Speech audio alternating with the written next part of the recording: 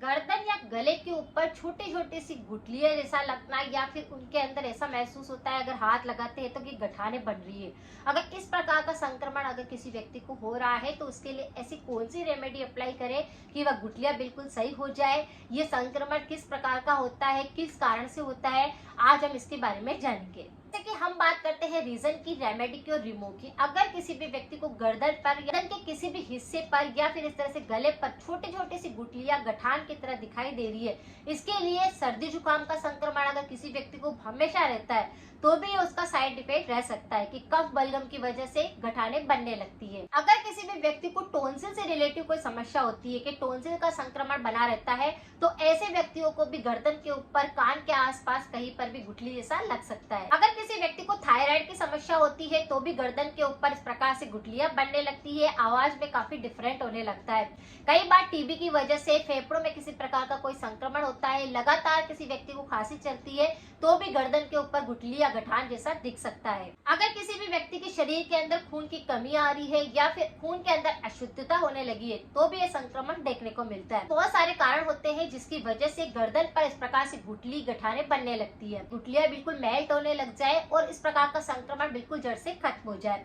क्योंकि किसी भी व्यक्ति को गर्दन के ऊपर इस प्रकार से गठाने जैसा दिखती है तो वो बहुत ज्यादा डरने लगते हैं, सोचते हैं कि क्या हो गया, कुछ ऐसा संक्रमण तो नहीं हो गया जिसकी वजह से कोई दिक्कत हो।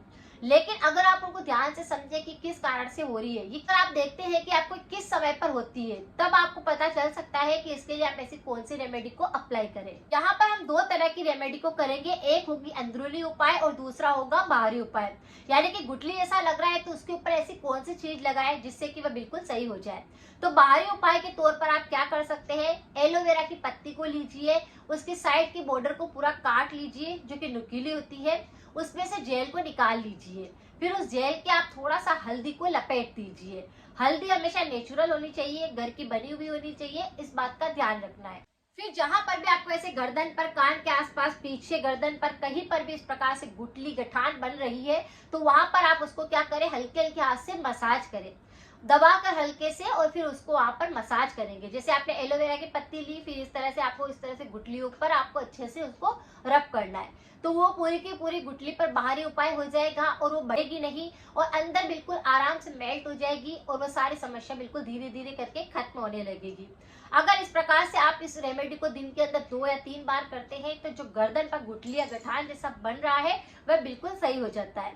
कई बार कान के किसी संक्रमण की वजह से भी गर्दन पर गुठली या गठान बनने लगती है। तो इस प्रकार से अगर नॉर्मल, अगर किसी प्रकार की कोई दिक्कत नहीं है तो वह गुठली बिल्कुल जड़ से साफ हो जाएगी। अब हम बात करते हैं अंदरूनी उपाय की। अंदरूनी में अगर आप किसी प्रकार का उपाय करते हैं तो बॉडी अंदर से बिल्कुल मजबूत बनती है और सारे संक्रमण को खत्म करती है। 1 कप पानी रखना है, 2 लहसुन की आपको कली लेनी है, उन्हें कद्दूकस कर लेना है, उसके बिल्कुल छोटे छोटे से टुकड़े कर लेने हैं और उसे पानी के अंदर डाल देना है।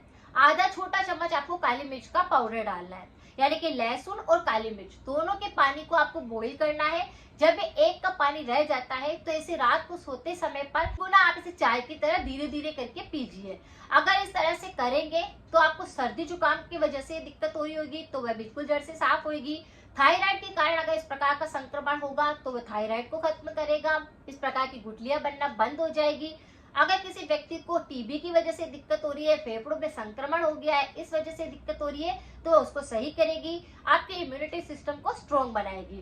तो इस प्रकार से इस पानी को बनाकर आप 3-4 दिन भी लेंगे तो वह जड़ से गुठलियां बिल्कुल बनना सही हो जाएगी। उनके अंदर काफी सारी ऐसे पौष्टिक तत्व होते हैं जो कि हमारे सारे सूजन को, दर्द को खत्म करते हैं और अगर सर्दी जुकाम बैठ जाता है तो उसको भी वो बिल्कुल निकालते हैं। लहसुन के अंदर एंटी इन्फ्लेमेटरी होता है, ये हमारी बॉडी को डिटॉक्स करता है, ये हमारे शरीर को मजबूत बनाता है। तो काली मिर्च और लहसुन के इस पानी को आप लगातार ले सकते हैं अगर आपको इस प्रकार का संक्रमण रहता है। लंबे समय तक अगर आप स्क्रीन से जुड़े रहते हैं, बार बार आप फोन चलाते रहते हैं तो उसकी वजह से गर्दन के अंदर भी कई बार अकड़न आने लगती है और उसके कारण सूजन जो होती है वह गुठली के रूप में भी गर्दन पर हो सकती है। तो इस छोटी सी चीज को भी आपको ध्यान रखना है कि अगर आप ज्यादा फोन चलाते हैं तो उसको आपको ध्यान रखना है कि इसकी वजह से ये दिक्कत हो रही है तो उसे आपको कम करना होगा। परहेज आपको क्या करने हैं कि आपको खट्टी चीजें नहीं खानी है, तला हुआ बिल्कुल नहीं खाना है और अगर इस प्रकार का संक्रमण आपको रहता है तो थोड़ा गुनगुना पानी आपको पीना है। तो इस तरह से गर्दन पर जो गिल्टी बनने लगती है वह बिल्कुल जड़ से साफ हो सकती है, अगर कुछ ध्यान रखें तो।